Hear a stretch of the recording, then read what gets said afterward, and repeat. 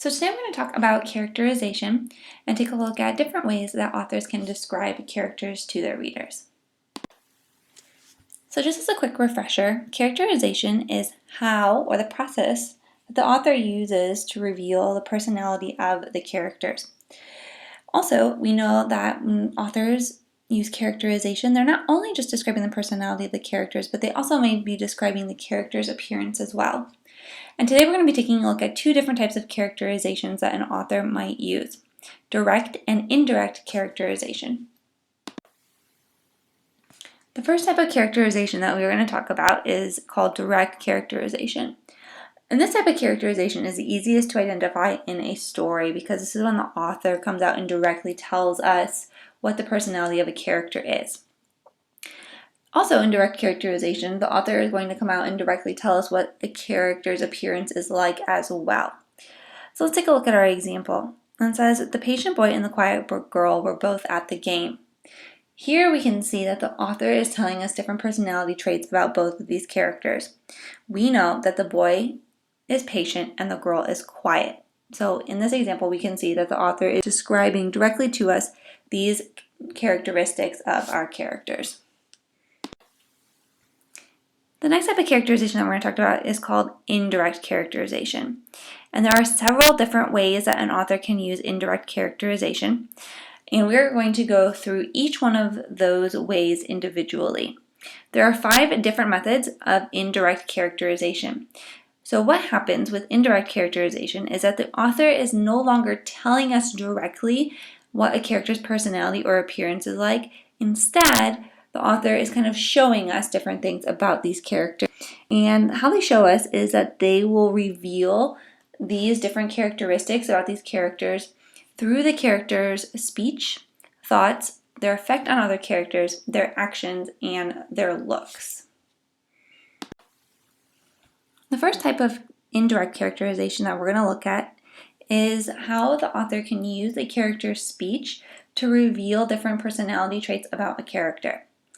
So what happens with this type of indirect characterization is usually readers can find out different things about the character's personality through things that the character says through dialogue or conversations with other characters.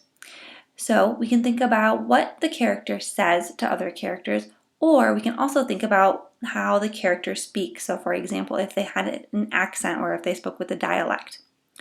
So let's take a look at our example. It says, hey, we can have lots of fun at camp this summer. I love being outside.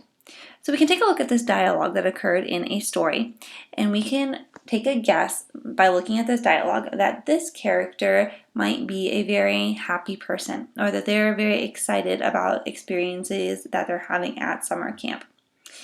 So just by looking at this dialogue, we can see that the author is not coming out and directly saying that this character is very happy and excited to be at camp. Instead, we are kind of inferring or taking a guess at these things through the dialogue that the author has shown us. The next type of indirect characterization has us looking at the relationships that our characters are having in a story. So when we talk about relationships, we're talking about the effect or a character's effect on other people. We can also think about how do other characters feel or behave in reaction to this character. So if we are having characters that are experiencing a conflict, through that conflict we can kind of learn more about each character individually. So if we take a look at our example, the boy glared at his sister as she ate his dessert. We are looking and as we look at this example, we can kind of see that this boy is upset at his sister because she is eating this dessert that he obviously does not have. Through this conflict or through this relationship between the two characters, we can kind of see that one of the characters is upset about his sister's behavior and is kind of being selfish because he really wants this dessert, but she is the one who is eating it. So through this effect that the sister is having on her brother, we can kind of learn that the brother is probably not the most sensitive or caring individual, and he kind of lacks the ability to think of others.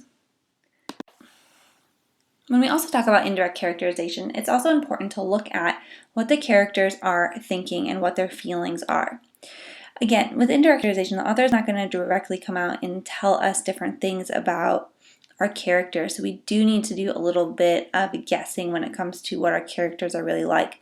And the thoughts that the characters have or the feelings that they have can really provide us a lot of insight into what type of character they are. So if we take a look at our example, it says, "I wish it would stop raining. I'm tired of sitting inside." This sentence shows us different thoughts and feelings that a character is having. And by looking at this sentence, we are able to kind of guess that our character is quite unhappy about the situation that they are in. We can almost take it as far to say that maybe this person is very unable to remain focused for an extended period of time, or maybe that they get bored very easily. So we can kind of just see how this one sentence can tell us quite a bit or show us quite a bit about a particular character, even without the author directly coming out and saying these things. We can learn a lot about characters through indirect characterization, especially indirect characterization that deals with what characters are doing and how they are acting. So when we take a look at our characters' actions, we're able to learn so much more about them in comparison to when an author would use direct characterization. Anytime we're able to break down or analyze the actions of our characters, we're so much better off because we're able to learn in much greater detail what these characters are actually like. So I have a rather silly example for us here. So the girl rode the lawnmower through the house and into the garage. Just by looking at this character's actions, we can probably realize that this girl is probably not too concerned with rules or safety. She probably does not have any regard for anybody else, and she probably really didn't feel like mowing the lawn, so she decided to kind of make a joke of it and decided to go through the house and into the garage and break the rules because she was probably very upset that she had chores to do. So just by taking a look at this one sentence here, we're able to find out so much more about this one character through this indirect characterization that was used. So anytime we're going to dig deeper and learn about our characters, it is very important to take a look at the actions that they are doing and how they are behaving in response to other characters in our stories. Alright, so our last type of indirect characterization deals with the character's looks. And I know that I had previously mentioned in our direct characterization slide that direct characterization can also include the character's appearance, and that is still true. However, authors will use indirect characterization to describe a character's looks. However, it does not stop there with just describing their appearance. What happens when we talk about the character's looks in terms of indirect characterization? It means what can we find out about the character's personality based on what they look like. So again, when we talk about describing the character's looks using indirect characterization, we're not simply focusing on what the character looks like, but we are taking it to the next level by saying, hey, the character looks a certain way, and because they look this way, I can learn something else about their personality. So if we take a look at our example, the little girl left the game with slumped shoulders and a frown on her face. So we know that the author is directly coming out and telling us that this girl has slumped down shoulders and she has a frown on her face. However, we can take that to the next level and we can learn from that description that this girl is quite upset and she is not enjoying herself at this game. So given the depiction of her appearance, we're able to find out more about her personality. Even though the author is not directly telling us these personality traits, we learn these personality traits through the indirect characterization when the author describes her appearance. So just to recap, the difference between direct and indirect characterization is that direct characterization, the author is directly telling us personality traits about our character.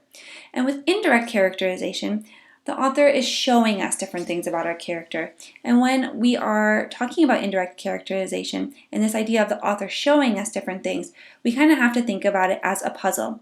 The author is giving us all the pieces that we need to learn more about our characters, but it is up to us to take all those pieces and put it together so that we can finally have this picture at the end of a book or a story where we really truly understand what the characters are like.